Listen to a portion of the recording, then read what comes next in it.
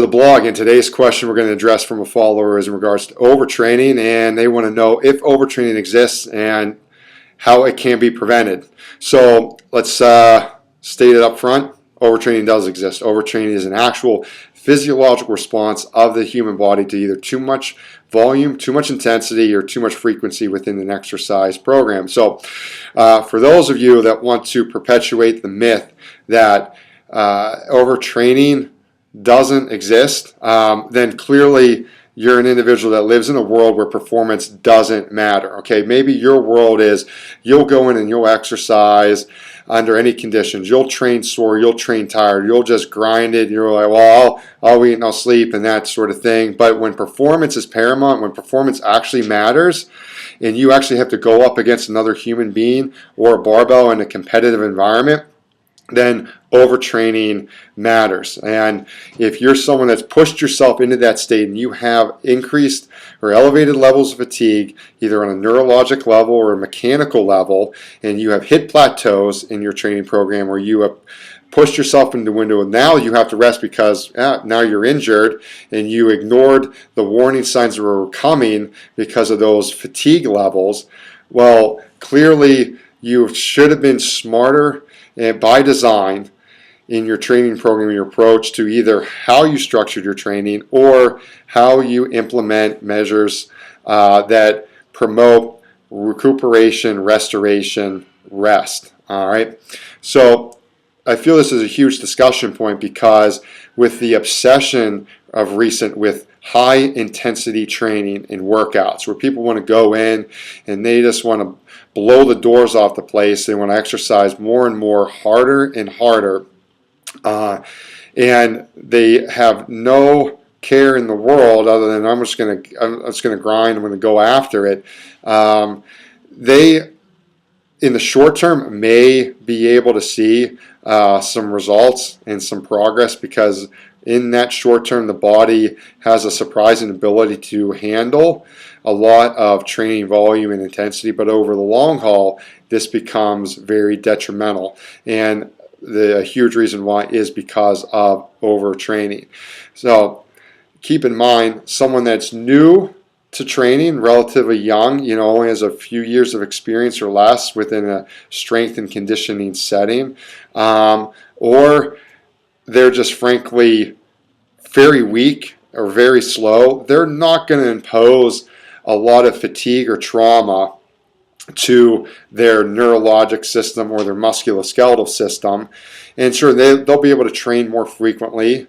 They're going to be able to train with more volume compared to someone that is much stronger or much faster, because a stronger and faster individual is going to induce more fatigue or more trauma to their musculoskeletal system per unit of time in the gym.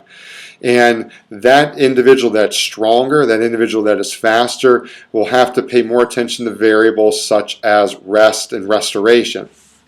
So how do you promote rest or restoration to combat the stress that you put on the body and promote the adaptations that you need to become bigger, stronger, faster, whatever your said goal is from your training program?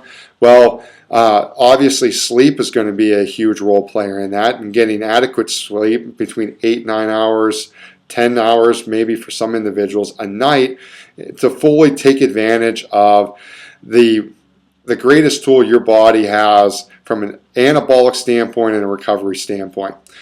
Food obviously is going to be another big one. Calories, nutrients from whole foods and supplements are going to have to take on and meet the needs that obviously that said individual requires. Then you can look at other loading parameters and exercise selections such as cyclic or just gentle restorative aerobic based exercise. Could be in a pool, it could be a bike, could be rower, anything that promotes gentle restorative movements, even body weight stuff can work to take advantage of the restorative mechanisms within the aerobic state.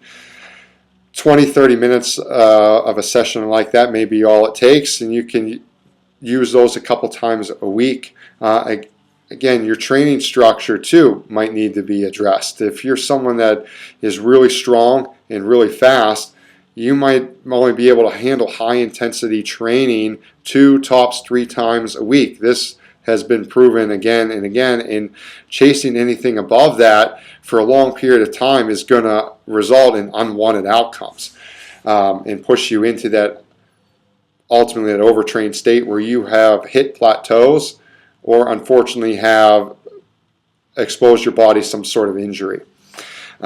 So make sure that you are making a priority out of rest and restoration from those standpoints that I outlined already. But then also manual therapy is a great equalizer too. Someone that has access to things such as massage, even chiropractic, their body from a neurologic standpoint and from a musculoskeletal standpoint is going to be able to recuperate and regenerate much quicker than someone that does not have access to those manual therapies.